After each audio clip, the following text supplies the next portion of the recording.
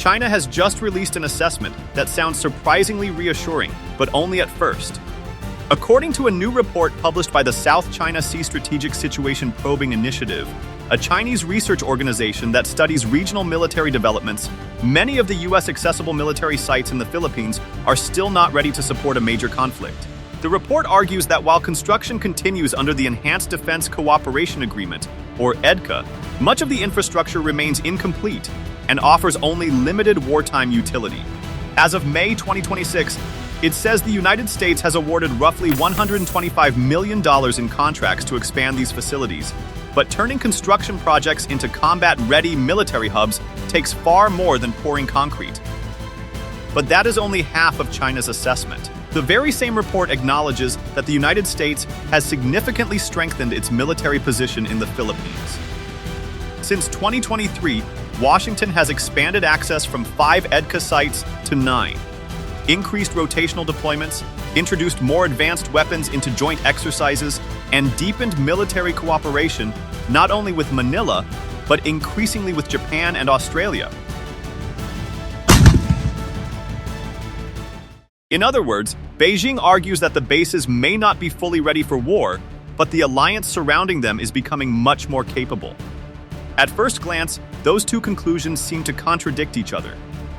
But they don't. In fact, understanding why China believes both statements can be true at the same time reveals how military competition in the Indo-Pacific is changing, and why the Philippines has become one of its most important front lines.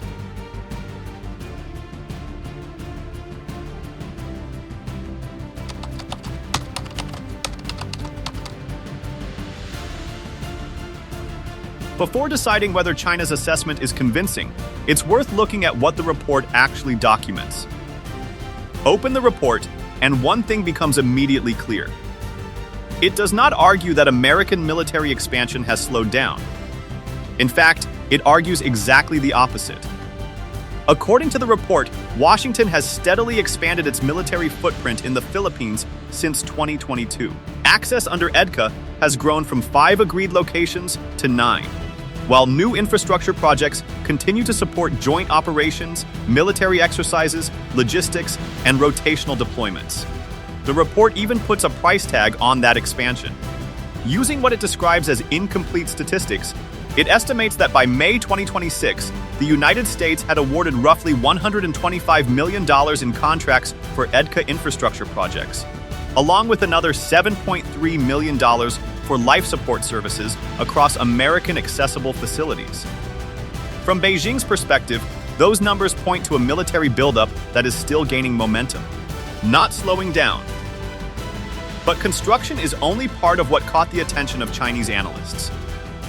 The report argues that American military activity has also become more sophisticated. It highlights larger live-fire exercises, greater use of autonomous weapons and unmanned platforms, and increasing interoperability between allied forces.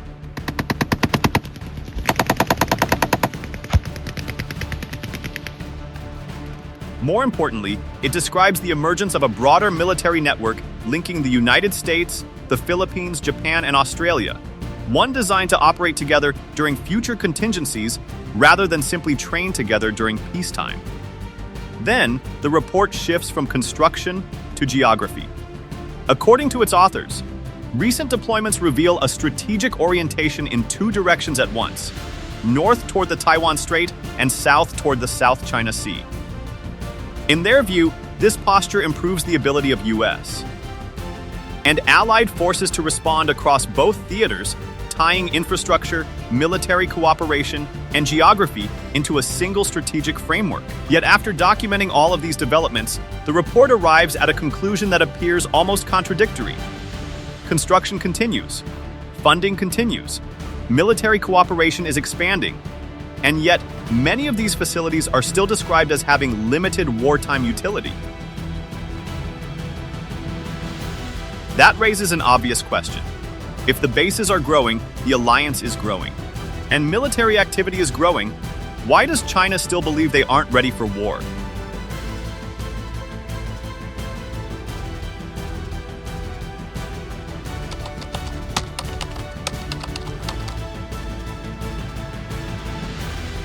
At first glance, China's conclusion seems difficult to understand.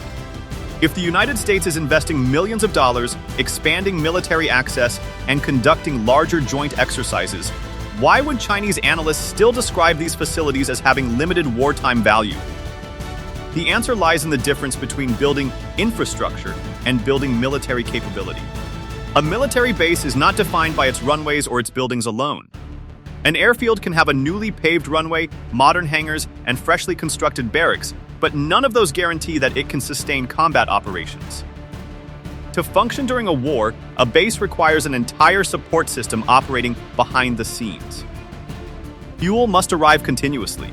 Ammunition has to be stored safely and replenished under pressure. Aircraft and vehicles require constant maintenance. Communications networks must remain secure and resilient. Engineers have to repair damaged infrastructure. Air defenses must protect the base from attack. Transportation networks must keep supplies moving, and medical facilities must be prepared to treat casualties. Remove those elements, and even the most impressive military installation becomes little more than a collection of concrete and steel. It may support training and peacetime activities, but sustaining combat is an entirely different challenge. This distinction is not unique to China's assessment. The U.S. Department of Defense defines logistics as the planning and execution of the movement and sustainment of forces, emphasizing that military operations depend not only on deploying troops and equipment, but on continuously supplying, maintaining, protecting, and supporting them throughout a campaign. In military planning, combat power is measured not only by what a force can deploy on the first day of a conflict, but by what it can sustain on the 10th, the 30th, or even the 100th day. History reinforces that lesson. During Operation Desert Shield in 1990, the United States did not launch offensive operations immediately after Iraq invaded Kuwait. Instead, it spent months moving hundreds of thousands of troops, massive quantities of equipment, fuel, ammunition, and supplies into Saudi Arabia before combat began. That enormous logistical effort created the conditions for the coalition's rapid success during Operation Desert Storm. The lesson was straightforward. Military strength depends not only on weapons, but on the ability to sustain them. This is precisely the distinction the Chinese report is making. It does not argue that construction has stopped or that the United States lacks access to Philippine bases. Instead, it argues that infrastructure alone does not equal operational readiness. In Beijing's assessment, many of these facilities are still evolving from construction projects into wartime logistics hubs, a transition that requires far more than new buildings or expanded access.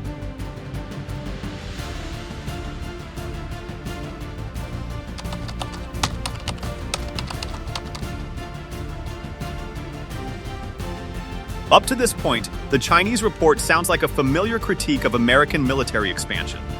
It questions the wartime readiness of EDCA sites, argues that many facilities remain underdeveloped, and suggests that the United States still has significant logistical work to do. But then the report makes an observation that is far more revealing than its criticism. While questioning the readiness of individual bases, the authors also acknowledge that the United States has been steadily transforming the way it operates with its allies. According to the report, American forces are conducting larger and more realistic live-fire exercises than before, expanding rotational deployments, introducing autonomous weapons and unmanned platforms into joint training, and improving interoperability between allied militaries. Just as importantly, it argues that Washington is building what it describes as a multilateral combat system centered on the United States, the Philippines, Japan, and Australia. A network designed not simply to cooperate in peacetime, but to operate together during a crisis.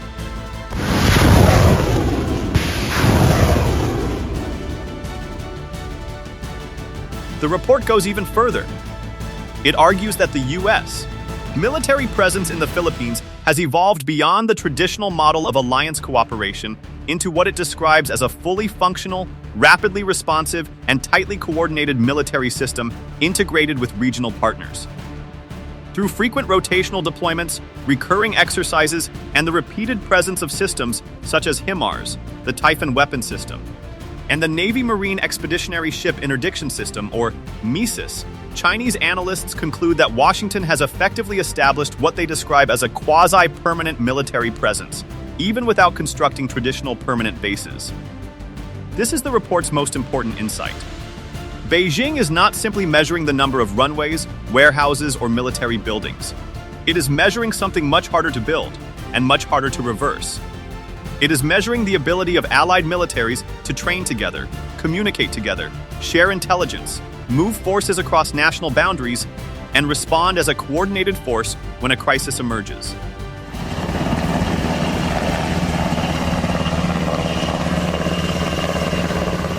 In other words, the report suggests that America's greatest strategic achievement in the Philippines has not been the construction of military infrastructure. It has been the construction of an alliance that is becoming progressively more integrated, more interoperable, and more capable of operating as a single military network. And once viewed through that lens, the apparent contradiction at the heart of China's assessment begins to disappear. The bases themselves may still be under construction, but the alliance built around them is already becoming operational.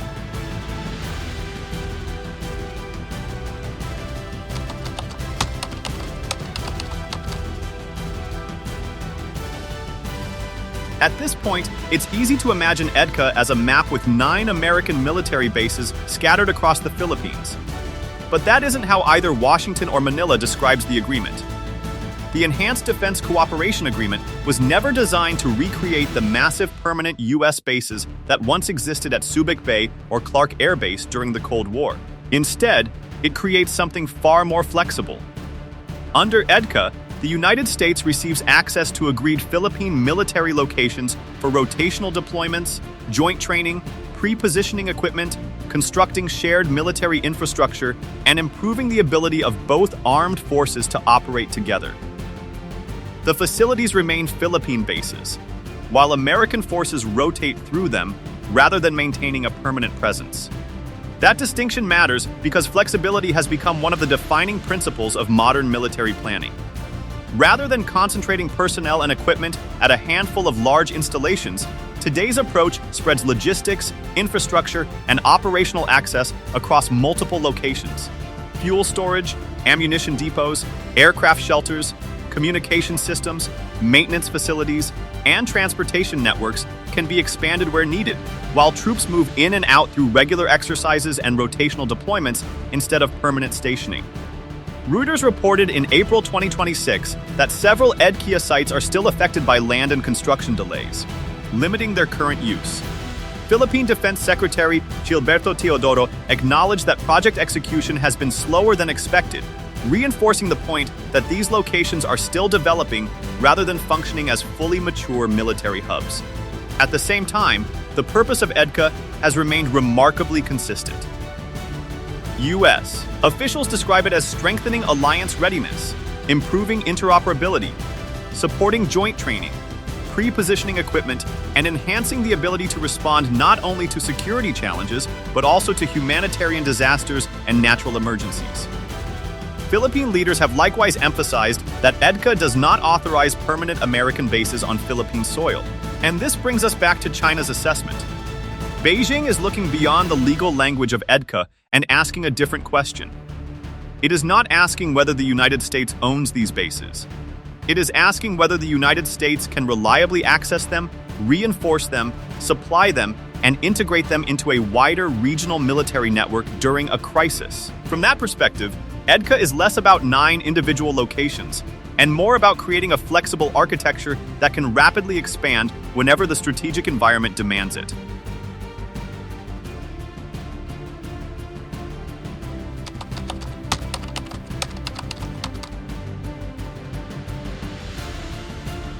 Until now, we've talked about infrastructure, logistics, and military cooperation. But none of those explain where these developments are taking place. And in the Indo-Pacific, geography often determines strategy long before military planners do. This is why one sentence in the Chinese report deserves special attention. The authors argue that recent American deployments in the Philippines show a strategic shift northward toward the Taiwan Strait and southward toward the South China Sea. That observation reveals that Beijing is looking beyond individual bases and focusing instead on the geography that connects them. Look at a map of the region. Northern Luzon, together with the Babuyan Islands and Batanes, sits only a short distance from Taiwan. To the west lies the South China Sea, one of the world's busiest maritime corridors. Stretching beyond these waters is the First Island Chain, a natural arc running from Japan through Taiwan and the Philippines before extending towards Southeast Asia. Any military force operating in this region must contend with that geography. It cannot simply ignore it. For Beijing, this geography presents a strategic challenge. Chinese naval forces seeking to move from the mainland into the wider Pacific must pass through a series of narrow maritime passages that cut across or around the First Island Chain. Those same waters are also vital for commercial shipping, military reinforcement, and access between the Pacific Ocean and the South China Sea. That is why locations in northern Philippines have attracted increasing strategic attention in recent years.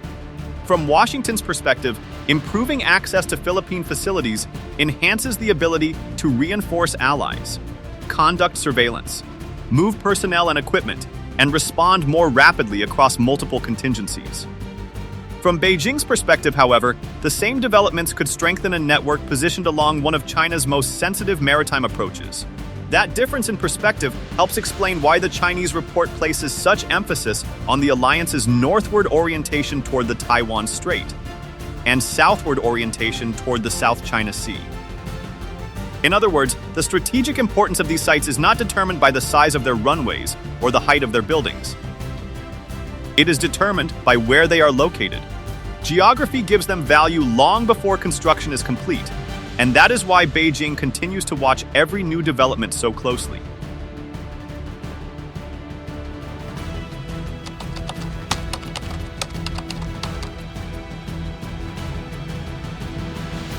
This raises one final question. Why publish a report like this now? The authors explain what they believe the United States is doing, but they do not explicitly explain why they chose this particular moment to present their assessment.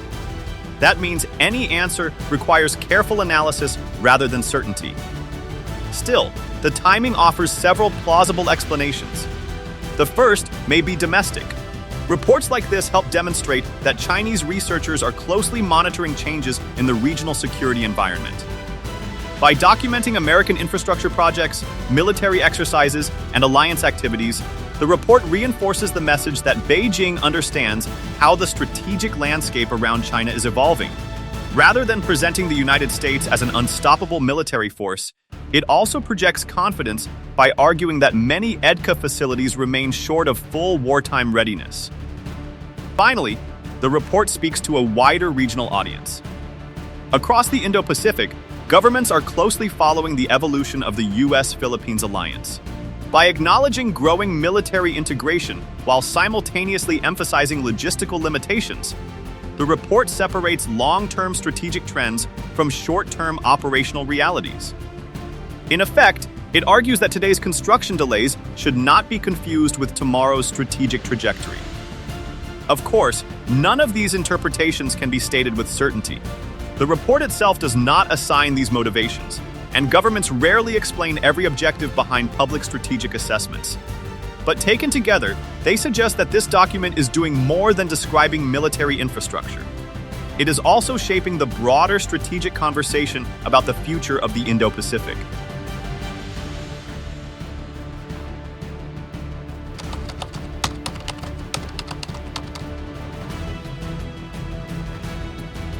So where does the strategic competition go from here? One possibility is that EDCA construction accelerates. As additional infrastructure is completed, logistics networks expand, fuel and ammunition storage increases, and more facilities become capable of supporting sustained military operations. If that happens, the gap between infrastructure and combat readiness that China identifies today could gradually begin to narrow. A second possibility is that the alliance evolves even faster than the infrastructure. More joint exercises, deeper intelligence sharing, integrated missile defense, and closer operational planning could strengthen military coordination long before every construction project is finished. As this report itself suggests, an alliance does not have to wait for every building to be completed before becoming more effective. A third possibility is that China increases pressure before these facilities fully mature. That pressure may not take the form of open conflict. It could instead involve larger military exercises, more frequent gray zone operations, increased maritime coercion, and stronger strategic signaling designed to test the alliance while it is still developing. Which of these scenarios unfolds will depend on decisions made not only in Washington and Manila, but also in Beijing. None of them is inevitable, and elements of all three could emerge at the same time. What this Chinese report ultimately reveals is more nuanced than its headline suggests. It does not dismiss the growing US-Philippines alliance, nor does it claim that the military balance has already shifted decisively. Instead, it draws a distinction between infrastructure and integration. Infrastructure can be delayed by budgets, engineering challenges, or political decisions. But military integration, the trust built through years of training, planning, and operating together, is far more difficult to reverse. Beijing appears to believe that the first remains unfinished, while the second is advancing steadily. And if that assessment is correct, then the most important transformation in the Philippines is not the construction of new facilities, it is the construction of a military network that is gradually reshaping the strategic landscape of the first island chain.